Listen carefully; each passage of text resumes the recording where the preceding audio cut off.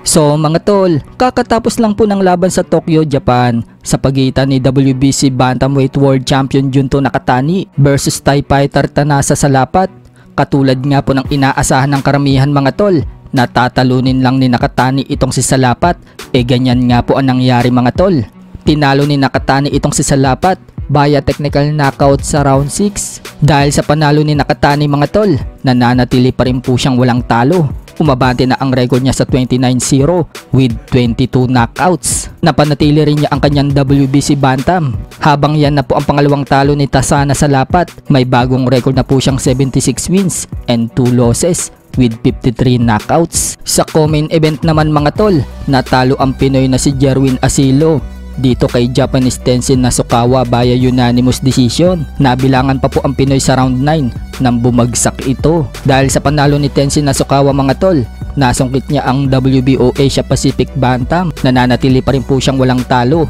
Umabante na ang record sa 5-0 with 2 knockouts. Habang nakalasap naman ng kauna-unahang talo ang Pinoy sa pro fights niya, bumagsak na po ang record ng Pinoy sa 9 wins and 1 loss with 4 knockouts. Habang may bagong kampiyon na mga tol sa WBO Super Flyweight, tinalo po ng dayong Aprikano na si Pumileli Kapu ang Japanese champion na si Koshi Tanaka sa pamamagitan ng split decision sa score na 114-113. Pabor po dyan ang dalawang hurado sa Aprikano at isang hurado naman ang pumabor sa Hapon. Na knockdown pa ni Kapu si Tanaka mga tol sa round 5. Yun po ang nagpalamang sa score kung kaya't nakuha niya ang panalo.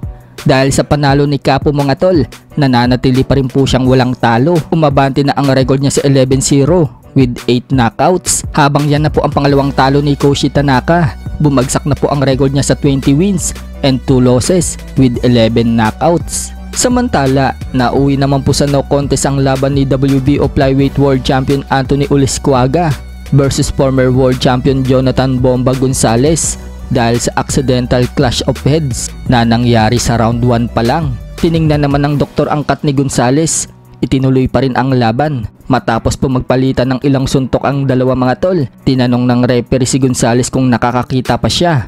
Sagot ni Gonzalez mga tol, hindi na daw, kaya hininto ng referee ang laban mga tol. Buong akala nga ng mga commentator mga tol, panalo itong si Ulisquaga. Pero yun pala mga tol, no decision. Hindi po kasi umabot ng hanggang round 5, kaya automatic no contest ang resulta. Kaya si Anthony Ulisquaga pa rin po ang kampiyon. Dismayado naman ang mga commentator mga tol dahil sa nangyari. Dapat umanong wag ng pagbigyan ng rematch itong si Gonzalez at humanap na lang daw ng ibang kalaban itong si Ulisquaga.